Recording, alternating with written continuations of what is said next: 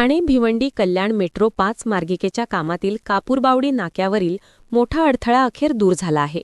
घोडबंदर मार्गावर मेट्रोच्या मार्गात येणारी धोकादायक इमारत धुळीसपाट करण्यास सुरुवात झाल्याने गेली 2-3 वर्ष रखडलेला प्रकल्प पुन्हा रुळावर येणार आहे. या इमारतीमुळे मेट्रोचा आवश्यक पिलर उभारता येत नव्हता आणि त्यामुळे भिवंडीकडे जाणारी मार्गिका अर्धवट अवस्थेत अडकली होती. आता पाडकाम पूर्ण झाल्यानंतर येथे पिलर उभारून मार्गिकेचे काम पूर्ण केले जाणार आहे.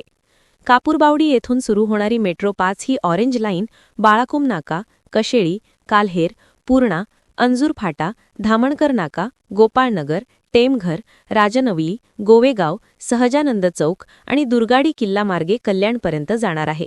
या मार्गावर एकूण 17 स्थानके प्रस्तावित असून पूर्ण झाल्यानंतर ठाणे, भिवंडी व कल्याण परिसरातील लाखो प्रवाशांचा प्रवास वेळ मोठ्या प्रमाणात कमी होणार आहे. मात्र पाडकामाच्या वेळी धुळीचे साम्राज्य पसरल्याने प्रदूषण नियंत्रणाबाबत प्रशासनावर प्रश्नचिन्ह उपस्थित झाले आहे. विकासाच्या नावाखाली नागरिकांच्या आरोग्याकडे दुर्लक्ष होता कामा नये, ही जबाबदारी प्रशासनाने लक्षात घ्यावी लागेल. अडथळा दूर झाल्याने मेट्रो 5ला गती मिळाली असली तरी बदलापूरपर्यंतचा पुढील विस्तार युद्ध युद्धपातळीवर हाती घेण्याची अपेक्षा प्रवाशांकडून व्यक्त होत आहे.